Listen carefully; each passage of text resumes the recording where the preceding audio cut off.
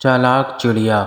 एक चिड़िया थी, उसका नाम चिंची था। एक दिन की बात है कि चिंची चिड़िया गाय के पास बैठी थी और वो दाने चुग चुग कर खा रही थी। अचानक गाय ने गोबर कर दिया और चिड़िया इस गोबर में दब गई और वो उड़ ना सकी। दूसरी तरफ से एक कुत्ता आया।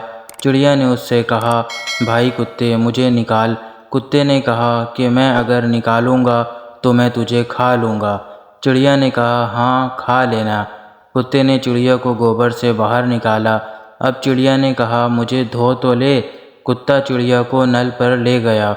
वो चिड़िया को धोकर उसे खाने लगा। चिड़िया ने कहा, मुझे सुखा तो ले, फिर खा लेना। कुत्ते ने चिड़िया को धूप में रख दिया।